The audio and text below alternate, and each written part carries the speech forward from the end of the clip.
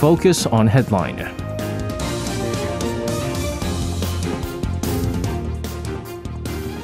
And let's take a look at what major issues are making the headlines today on Focus on Headline. For this, joining us in the studio, we have our reporters, Kwon So-ah and Yoon Suk-yeol. Guys, welcome back. Hi, SJ. Hi, Seong. Hi, So-ah. Oh, a lot of lovely hellos being exchanged here.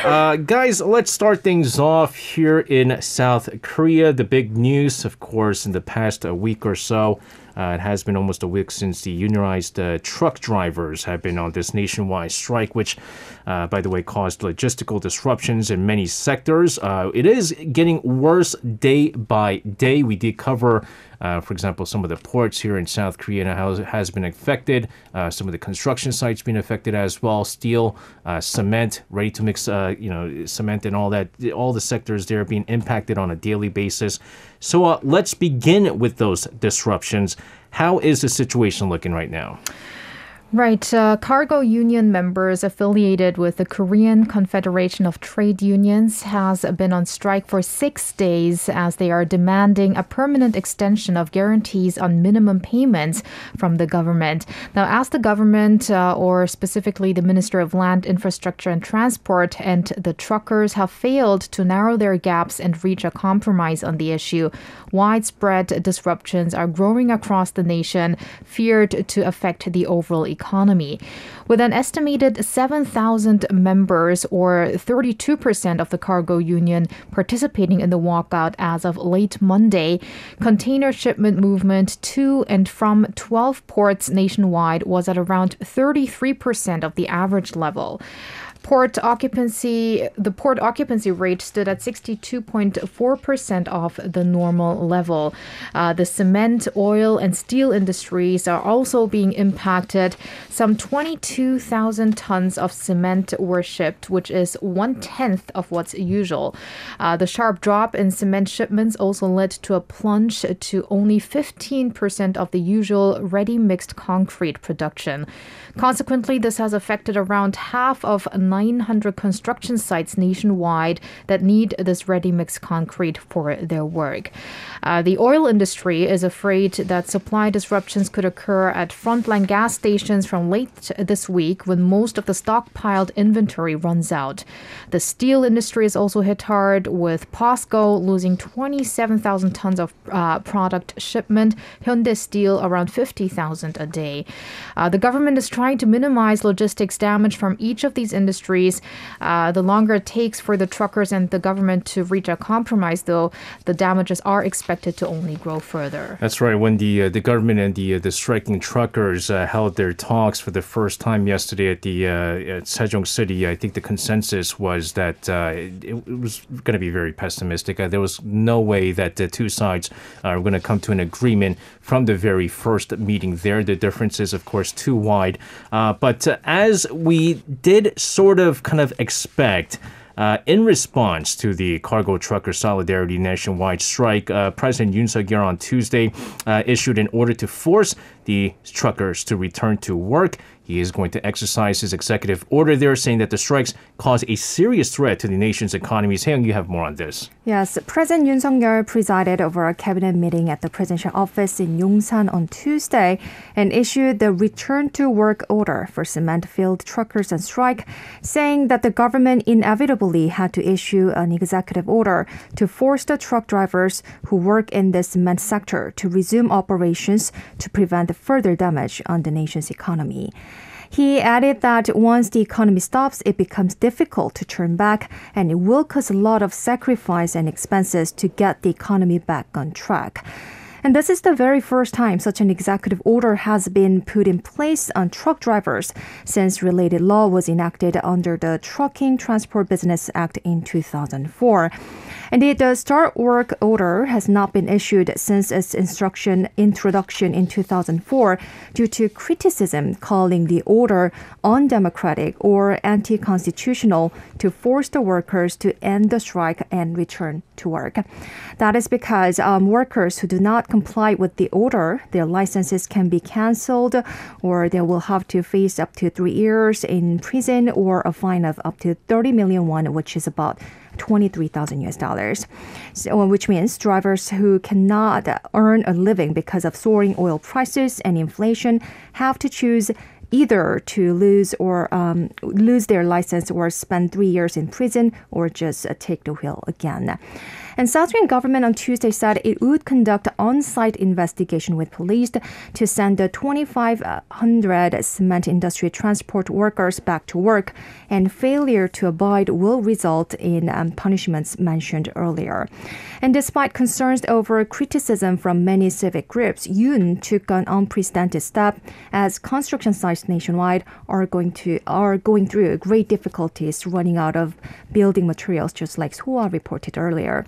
And this is a big problem because construction companies in South Korea are already suffering due to both internal and external factors like skyrocketing prices of raw materials caused by prolonged war in Ukraine. And according to data, the truckers' union strike that began last week is causing losses of some 300 billion won, or 224 million US dollars every day. And these are massive economic losses, especially when the nation's economic outlook for 2023 have dimmed dramatically recently amid the dark cloud over global demand. And with these concerns, President Yoon, during the cabinet meeting, continued to make remarks signaling what kind of stance he would take in the future in terms of labor management conflicts.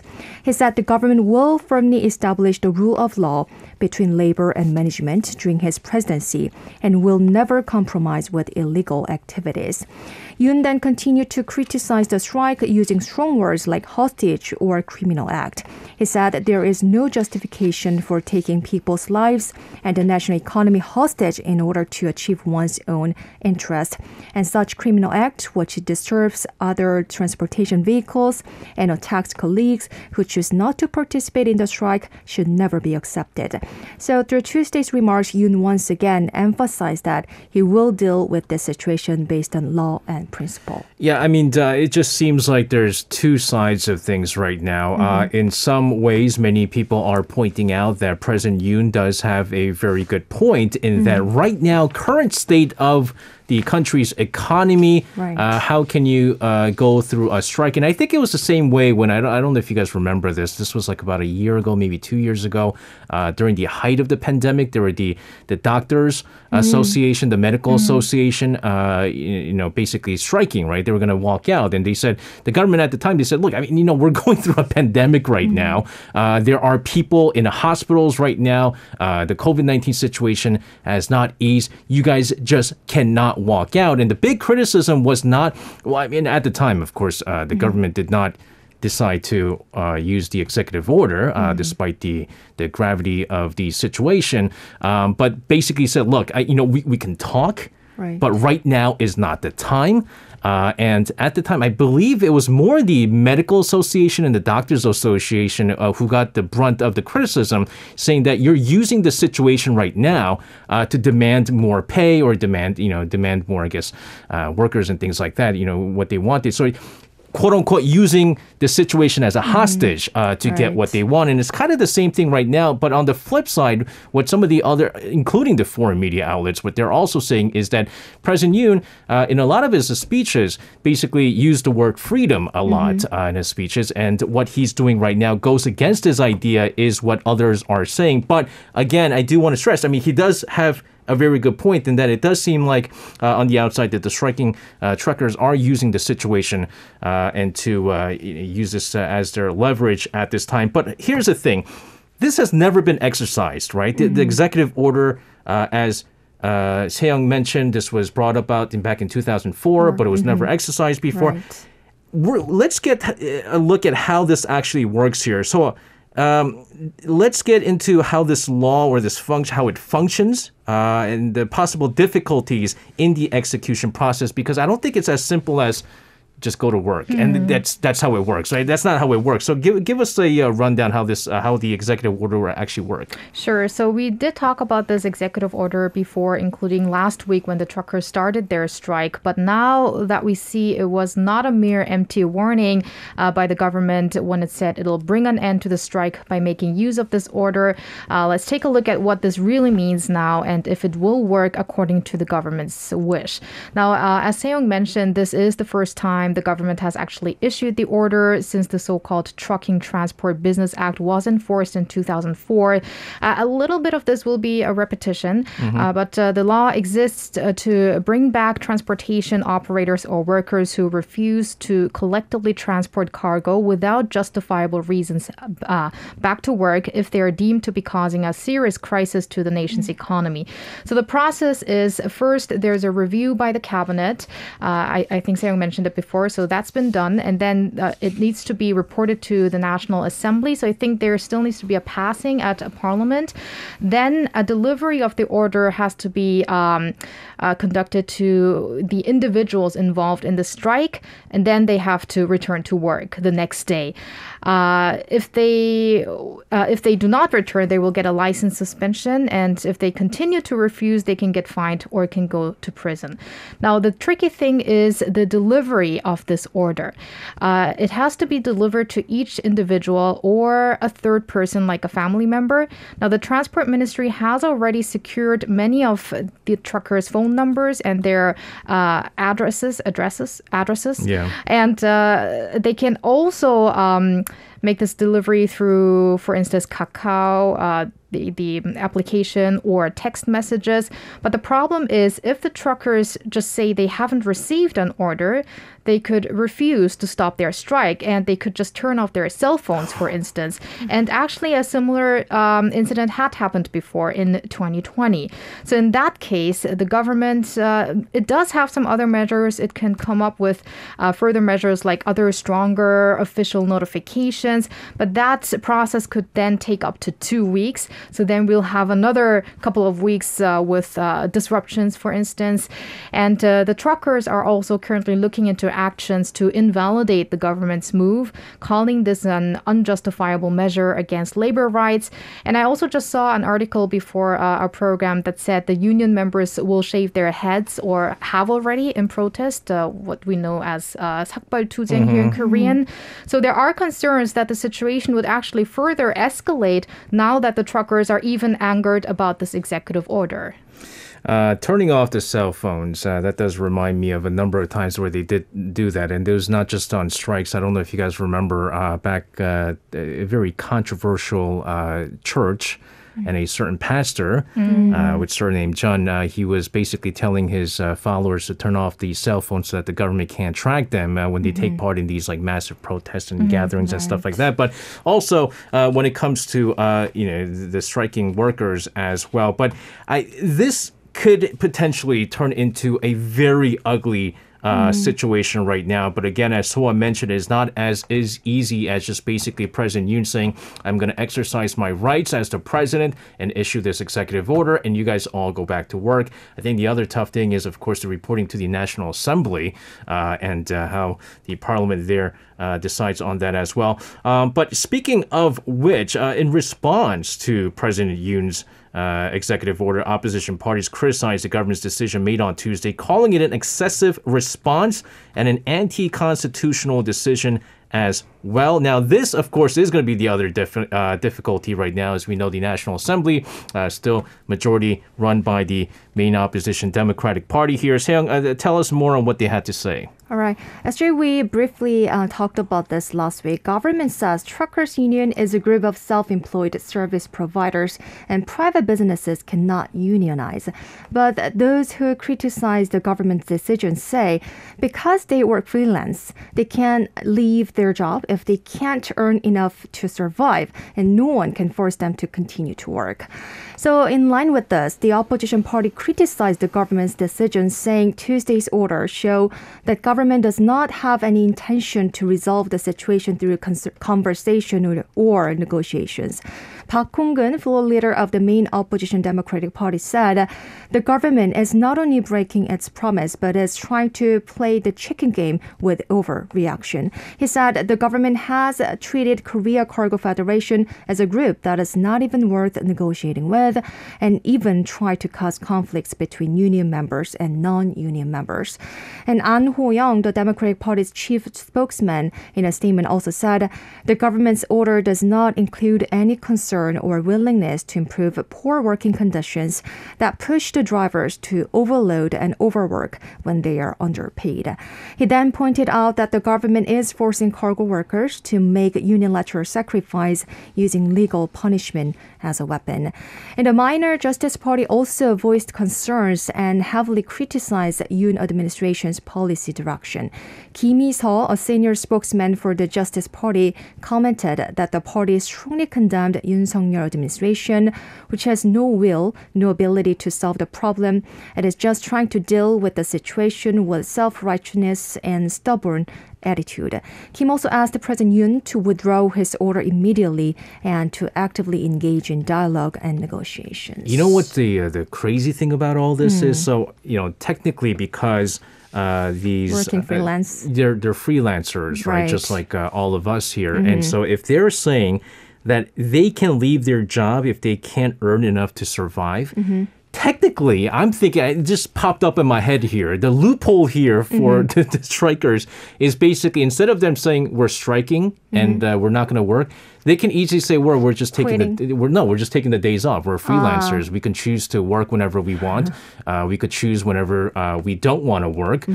Or, like you said, I mean, we could quit. Yes. Right? Technically, they can quit and then they can come back anytime because they're freelancers, right? And so that's kind of... And they still have the license. Yeah, and they'll... license. Right. I mean, but on the flip side, they'll say, well, if you're quitting, then you have to, you don't need your license anymore, and then you have to, lose your license But I guess and things like that. Still will be considered as a strike.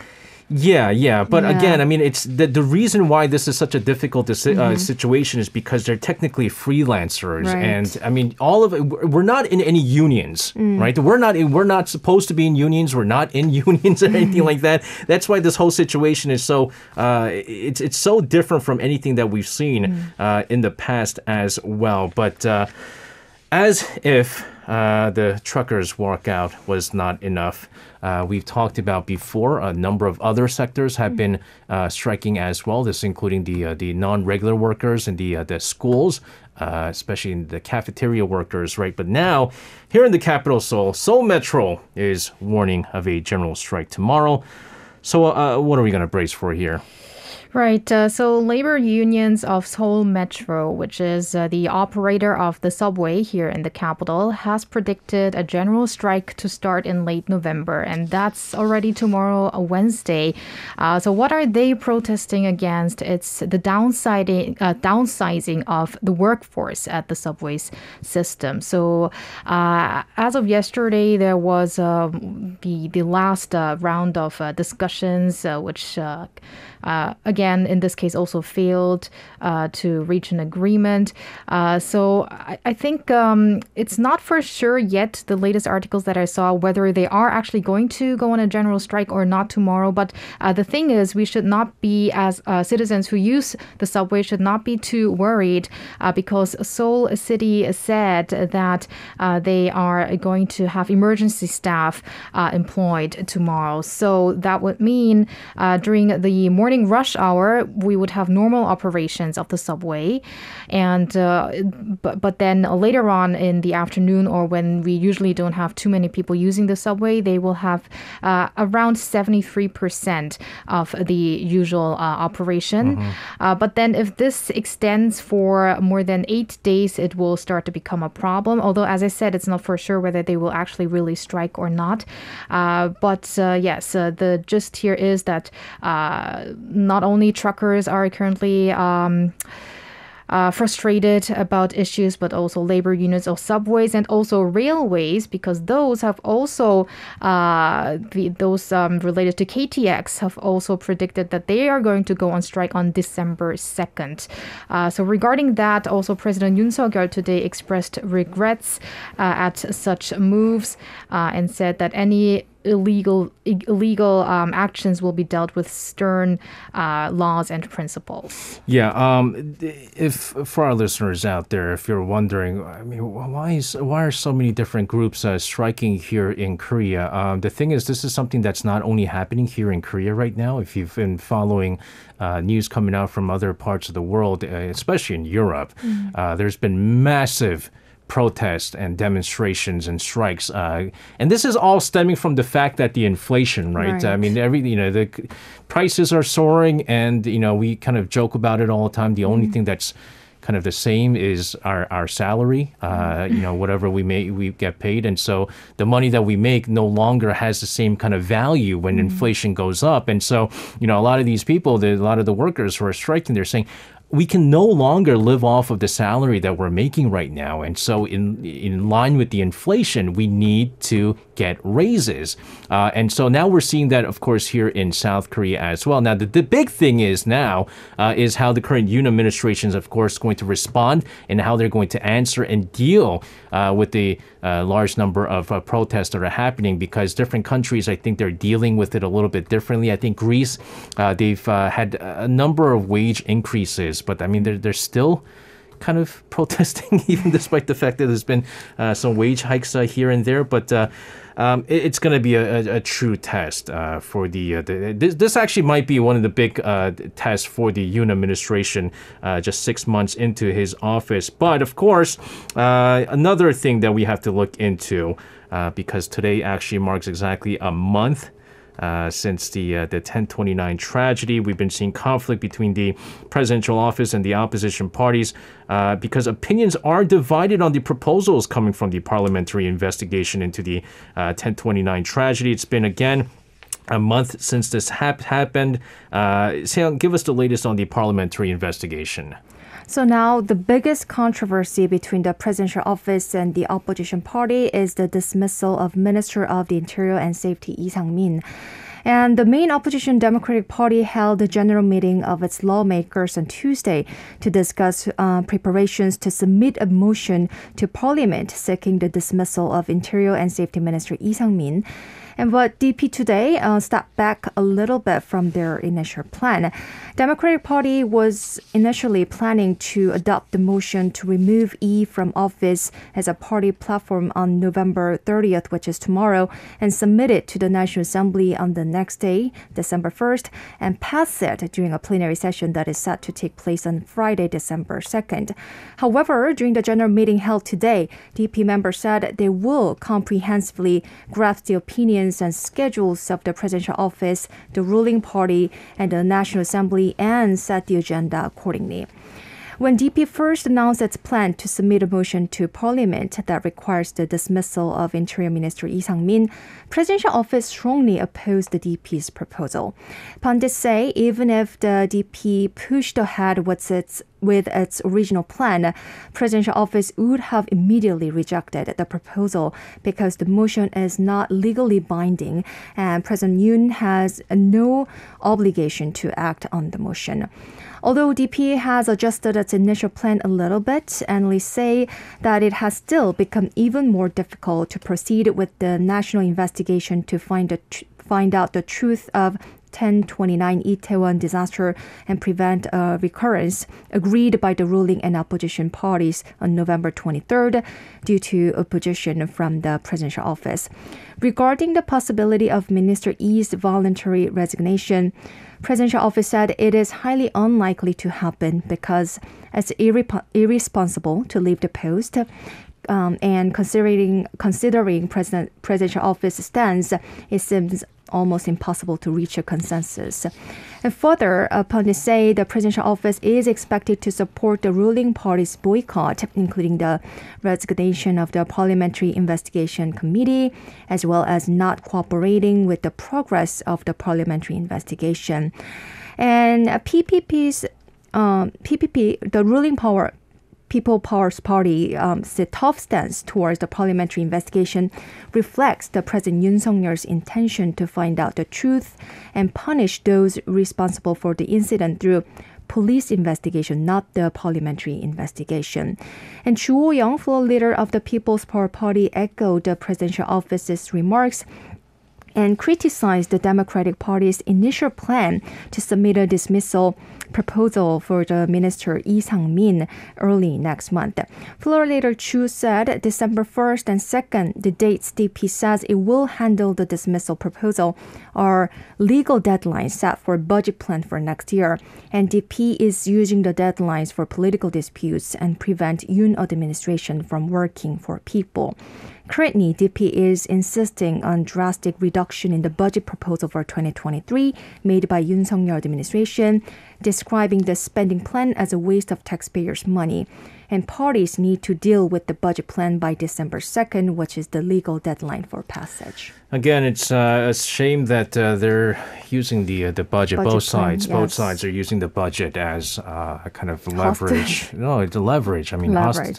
hostage is a kind of a strong word there, but leverage to kind of work things out. But again, did we expect the two sides to come together and be all friendly and try to find out what's the most important thing, and that's to find the answer here? We were hoping so, but it's interesting with Interior Minister Lee Sang-min, because pundits are basically saying, I mean, the longer he's kind of still in office, how is that going to impact the approval rating for the current ruling party and President Yoon Suk-yeol as well, which, by the way, is already very low at this time. But 1 month in, despite back and forth, we still lack the answers that not just us, but most importantly, the victim's family are currently seeking at this time. Guys, let's move on to World Cup, because all throughout the show, while we were talking about all these serious news, Besby and Paulina, they were just going back and forth talking about football. It's certainly World Cup fever going on in our chat room here. South Korea, despite an amazing performance by the Taeguk Warriors, they were defeated by Ghana. And it's not impossible, but it is now more difficult for them to move on to the round of 16. So I know you were watching this match last night. Let's get a rundown of Yes. South Korea versus Ghana. And I bet that SJ, you've been watching it too. And I think Sejong, I saw on your social media that you were also watching. Yes. We're quietly shouting. Because my baby was in sleep. Oh, forget quietly shouting. I was like, I don't care if my kid's sleeping. I'm yelling. But, yeah. All right, so let's get a rundown of this. It was the second match for South Korea, which is in Group H with Uruguay, Ghana, and Portugal. Following its draw against Uruguay, South Korea lost 2-3 against Ghana yesterday. Just like the first match, yesterday's game at the Education City Stadium that started at 10 p.m. Korea time or 4 p.m. in Qatar, it was an energetic, nerve-wracking game with some remarkable scenes, I have to say. Team Korea started off strong, but in the 24th minute, Ghana opened the scoring with Mohamed Salisu's first goal, followed by second one by Mohamed Kudus just 10 minutes later. So the first half ended 2-0 for Ghana, which meant a lot of pressure for Korea. But many twists and turns were to come in the latter half. In the 13th minute of the second half, Cho Gue-sung, Korea's striker, scored the team's first goal at the 2022 Qatar World Cup. And the joy continued or maximized just 3 minutes later when Cho equalized the score and became South Korea's first player to score multiple times in a World Cup match. But just when Korea's hopes began to grow that we could have a chance in turning this game around, Kudus' second goal in the 23rd minute led to a 3-2 victory for Ghana. Now, it was a well-fought game, but also with a number of controversies, and the biggest one came with the whistle blow announcing the end of the game, which infuriated South Korea's coach Paulo Bento as Korea had just gained a corner kick. Bento yelled at the referee, which ended up with him getting a red card. Now, Korea's next game takes place on Friday midnight, Korea time, and that's against Portugal. I'm just going to say this. What do you think about the last part of the match? Oh, it was very frustrating. There's about 5 seconds left. And I mean, they were given another minute after the 10-minute additional time. But it was like the referee, the reason why Paulo Bento was very upset was because he asked the referee how much more time are you going to add? Because you can tell that the Ghana players were, they're playing what's in Korean 침대축구, right? Basically lie down, kill time. But FIFA changed the rules, so every time they do that, they just add more time. Right. And so they said, we're going to give one more minute. And it was about like 55 seconds. They were given a corner. And you know what? It's not guaranteed that Korea was going to score, but in football, you just never know what's going to happen. And that one extra corner could have changed things. I know. You can just take away the opportunity. Oh, yeah, right? for You sure. never know. But, it was one of those matches where Korea they played well. I'm just going to say this. Lee Gang-in needs to start next match. Lee Gang-in in that match just completely changed things. They scored that first goal because of Lee Gang-in. That team is so much better with Lee Gang-in on that side. So I better see Lee Gang-in start next game is what I'm going to say. All right, so now South Korea, they have 1 point in Group H, 1 draw, 1 defeat. They have that one match against Portugal. That's going to be really difficult. Portugal, of course, also defeating Uruguay, which we were hoping that was going to happen. They said something like Korea has something like 9% chance of moving on to the round of 16, which we'll take. All right, we'll take that. Nevertheless, let's get a preview of what's ahead in our final match here. Saying you have more on this. Right. Just like Soa said, South Korean national football team fought well and did their best, but dropped to Ghana 3-2 in their second Group H match of the FIFA World Cup in Qatar on Monday. Now, the Taeguk Warriors will have to score a convincing win over Portugal to achieve its goal of advancing to the round of 16. Plus, other results of Group H games should also be favorable to Korean team. If South Korea holds Portugal to draw or loses against Portugal in the final group match, it will be eliminated unconditionally. And if Ghana wins the match against Uruguay, same thing will happen. And everyone's nervously waiting for the matches between South Korea versus Portugal and Ghana versus Uruguay, both set to take place on Saturday, December 3rd, Korean time, which is like Friday night to Saturday morning, right? And the fight won't be easy because Portugal ranks number 9 in the world and it is the only undefeated team in Group H. But you never know. It's too early to give up because we have defeated Portugal in 2002 World Cup. We have that history. Yeah, in 2002 at home. But the only way I think South Korea will move on is if Uruguay beats Ghana by 1 goal difference, like 1-0 or 2-1 or something like that, and then South Korea has to defeat Portugal by 2 goal difference. That is difficult. But hey, we saw Korea beat Germany 2-0 to the much dismay of Soa, who was probably rooting for Germany. No. Hey, let's make that clear. I'm rooting for both teams. And if South Korea plays against Germany, I'm actually for South Korea. Sorry, my German friends. No, I say the same thing. I would never root for Team USA. It's where I'm from. And I have a question for you, Esther. You're kind of like an expert, right? Well, so not a football expert. What's your forecast on next match? Korea versus Portugal. Do you think we're gonna win or? I might get a lot of angry fans. How about this? Be honest. I think it's going to be difficult, to be honest with you. I mean, unless Portugal decides they're going to sit out some of their players.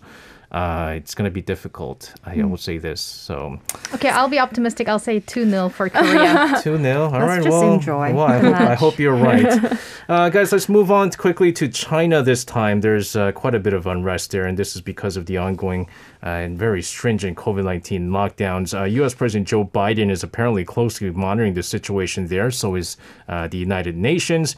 So let's get their stances so far. Well, amid concerns, Chinese authorities are suppressing peaceful demonstrations against the country's zero COVID policy, which is increasingly frustrating the nation's people, and concerns they are using violence and tightening online censorship and so forth. The U.S. appears to be monitoring the situation, in particular watching over any human rights abuses. Now, parallels are being drawn between the anti-COVID policy protests and the pro-democracy demonstrations in Tiananmen Square. Yeah. Yes, because I'm used to pronouncing it the Korean way. In Beijing in 89, which were brutally cracked down by armed troops. Now, John Kirby, White House National Security Council spokesman, said on Monday, U.S. officials are going to watch this closely, and also said that people should be allowed the right to, quote, assemble and to peacefully protest policies or laws or dictates that they take issue with. We continue to stand up and support the right of peaceful protest, is what he also added. But it was actually a rather cautious remark, I would have to say, and that's maybe because recently just Biden and Xi Jinping just met. Now, meanwhile, the United Nations also urged Chinese authorities to respond to protests, quote, in line with international human rights law and refrain from arresting people for simply participating in these demonstrations. There are also a number of other countries that support these protests by the Chinese people, including the UK and Germany. Of course, China's probably going to respond by saying, get off our backs and stop getting involved with our internal affairs, is probably what it's saying, at this time. But the Chinese government are denying that the COVID-19 lockdown protests are, I guess, that's happening in the country there. They say that it believes still, despite the almost 3 years of the lockdowns, that it's still going to succeed in its quarantine measures, signaling that, of course, they will continue on with their zero COVID policies. Hey, wrap us up with this. Yeah, the Chinese government is denying the protests themselves as if they never happened. At a regular briefing held on Monday, China's Foreign Ministry spokesperson Zhao Lijian, when asked by foreign reporters whether they are considering ending the zero-COVID policy when protests against harsh COVID restrictions and censorship spread across the country, he said, the situation you mentioned is not true. That's what he said to the reporters. And he also went on to say that currently China is actively implementing its optimized quarantine measures, and China believes that the nation will succeed in the fight against the virus thanks to the leadership of the Chinese Communist Party and the Communist Party and the cooperation and support of the entire Chinese people, again denying the fact that people suffer from the government's harsh policy in the first place. I'm kind of surprised because Xi Jinping, for the longest time, he's been pushing for China and their economy. And I know he knows that, all these lockdowns are only going to exacerbate things and then slow down their economy. But why he continues to push for this, I don't know. And now, of course, the citizens are sick and tired of it, which is why the protests are happening. Guys, thank you very much for coming in today. I'm sure you guys are very tired after watching last night's game. But stay safe, and we'll see you guys again. See you. You can listen to Korea Now with me, SJ Lee, by downloading the Arirang radio application or tune in online by visiting www.arirangradio.com. So make sure you tune in Mondays through Fridays, 6 p.m. to 8 p.m. Korea time.